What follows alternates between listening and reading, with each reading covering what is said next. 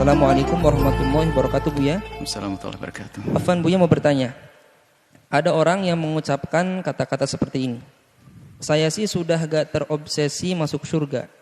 Di neraka juga gak apa-apa. Di sana juga saya punya banyak teman. Apakah pernyataan ini membuat dia keluar dari iman, Buya? Mohon nasihat untuk kami semua, Buya, cara menghadapi akhir zaman yang penuh dengan fitnah ini, Buya. Terima kasih. Bismillah. Jika yang mengucapkan itu adalah ahli la ilaha illallah, maka kita ucapkan innalillah. Karena itu bencana besar. Dan hendaknya kita tidak terima dan sedih. Karena ahli la ilaha illallah itu telah masuk wilayah aman dan iman. Tiba-tiba kok punya ungkapan-ungkapan semacam itu. Artinya dia telah kecelakaan berat. Kalau ada seorang hamba yang berkata semacam itu, maka dia telah kecelakaan besar. Kita harus sedih. Dia mendapatkan musibah. Bukan saja tabrakan mobil retak kepalanya, bukan. Tapi imannya yang hilang.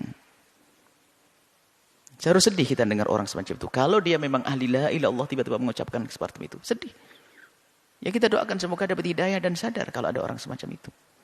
Adapun hukumnya orang mengucapkan kalimat yang merendahkan surga dan neraka, Ibnu Hajar dalam Qawatiknya dan menjelaskan termasuk adalah hal yang menjadikan seseorang itu keluar dari iman adalah merendahkan surga dan merendahkan neraka.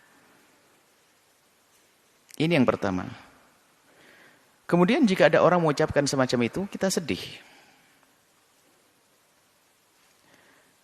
Kullun muyassarun lima khuliqalah. Hadis Imam Bukhari Muslim meriwayatkan hadis ini. Kullun muyassarun lima khuliqalah. Semua orang itu akan Allah mudahkan sesuai dengan tujuannya itu di mana nanti. Kalau ahli surga akan dimudahkan oleh Allah untuk meniti jalan surga. Kalau ahli neraka akan dimudahkan oleh Allah meniti jalan neraka. Tidak usah kita menilai orang. Tidak perlu juga kita mengatakan kalau dia adalah telah meniti ke neraka. Tidak. Itu nasihat untuk kita kok semuanya. Artinya begini. Yuk kita sadar semuanya. Saya, Anda, termasuk orang yang mengucapkan kalimat seperti itu. Ayo kita sadari. Bahwasanya kalau memang orang itu ahli surga, dia akan dimudahkan untuk meniti amalan-amalan ahli surga. Tapi kalau ternyata memang ahli neraka, kita itu susah melakukan kebaikan. Jalannya ya kayak tiba-tiba mengucapkan kalimat semacam itu. Hati-hati. Mari kita koreksi diri kita sendiri. Enggak usahlah ngoreksi orang. Semoga kalau memang yang mendengar, yang mengucapkan kalimat seperti itu bisa mendengar kalimat kami ini, semoga bisa sadar. Artinya apa? Selagi tiba-tiba kok punya kalimat gak benar, perilaku gak benar ini, jangan-jangan kita ini, na'udzubillah, jangan-jangan ahli neraka, kan begitu. Segera tarik kebiasaan jelek ini. Jangan sampai terus berlanjut dengan merendahkan neraka, merendahkan surga dengan kalimat ini. Sebab apa? Tanda-tanda ahli neraka ya seperti itu. Dari omongannya menghantarkan neraka, apalagi mengatakan sudah gak terobsesi lagi dengan surga, tidak ini. Wah ini bahaya banget. Artinya ya, cuman kita tidak boleh menunjuk di ahli neraka, akan tapi siapapun yang punya perilaku, ungkapan semacam itu, ini artinya adalah muyassarun, dia dimudahkan menuju neraka, kalau memang tempatnya adalah tempatnya neraka. Na'udzubillah. Maka yang ada sedih kita dengar orang yang mengaku dia beriman tiba-tiba seperti itu. Karena apa? Dia lepas. Dan rel kemuliaan dia telah lepas. Ini kemudian selanjutnya. Sangat berbahaya sekali jika ada orang sudah tidak percaya dengan hari pembalasan. Oh bahaya sekali. Dan Anda pun jangan bergaul dengan orang yang semacam itu. Karena urusan Anda dengan dia hanya untuk kepentingan dia saja di dunia. Karena dia tidak pernah berpikir kemaslahatan nanti di akhirat. Sehingga dia mungkin berbuat apa saja. Apalagi yang merendahkan, rendahkan neraka. Siapapun kalau sudah menganggap neraka bukan sesuatu yang menakutkan. Bukan menganggap bahwasanya di situ ada murka Allah. Kalau orang sudah menganggap neraka bukan tempatnya murka Allah, maka ketahuilah apa yang terjadi. Kalau itu dengan keyakinan, kalau orang yang mengatakan seperti itu dengan keyakinan memang dia tidak takut neraka, apa yang terjadi? Dia tidak akan menghindar dengan satupun dari dosa. Semua dosa akan dilakukan. Kenapa? Dia nggak takut neraka kok. Maka paling bahayanya manusia kalau sudah tidak percaya dengan hari pembalasan atau meremehkan hukuman di hari pembalasan. Karena apa? Bagi dia apapun yang saya lakukan, saya tidak peduli dengan pembalasan. Na'udzubillah. Maka manusia ini adalah paling bahaya manusia. Suaminya akan ketakutan, istri akan ketakutan. Karena apa? Dia bahaya. Dia bisa melakukan apa saja. Karena apa? Bagi dia neraka enteng.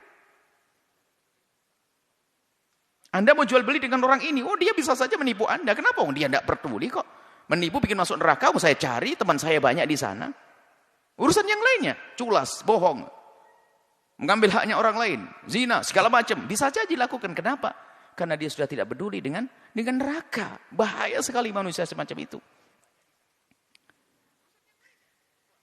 Makanya, hendaknya jika ada orang semacam itu, yuk kita tolong, kita sadarkan. Bahaya sekali itu. Dan ini nggak perlu orang semacam itu, perlu kita bela, kita na'udzubillah. Justru cara membelanya adalah yuk kita ingatkan, saudaraku kalau tidak laki-laki, saudariku, ayo jangan lakukan itu, bahaya itu. Dan orang ini sudah bayangkan, kalau orang masih percaya dengan hari pembalasan, ada hitungannya nanti di akhirat, ada pertimbangan ya. Kalau aku melakukan nanti dibalas.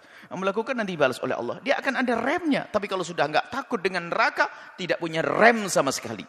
Bahkan juga tidak ada kerinduan melakukan kebaikan. Kenapa? Dia nggak peduli dengan surga kok.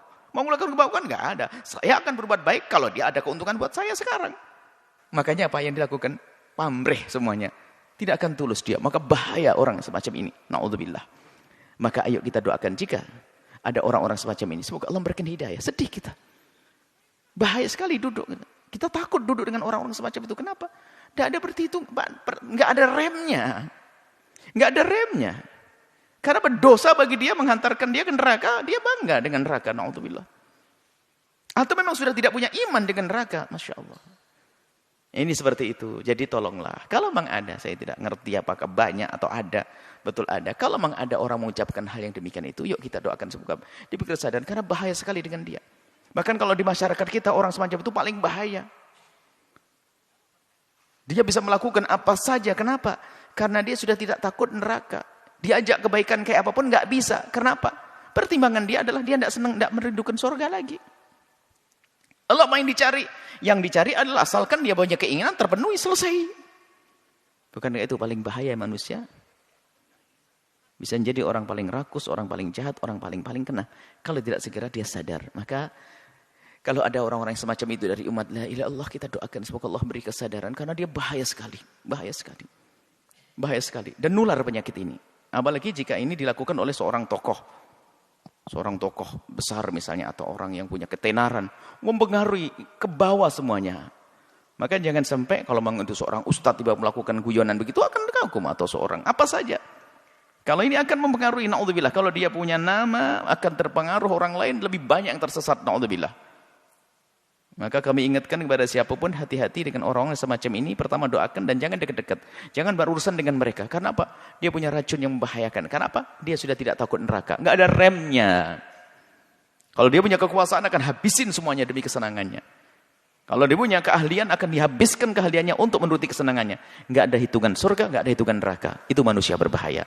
Semoga Allah menjaga kita semua, menjaga iman kita semuanya. Dan semoga semua yang kita lakukan di dunia ini diridai oleh Allah, dan Allah pilihkan jalan yang Allah ridai.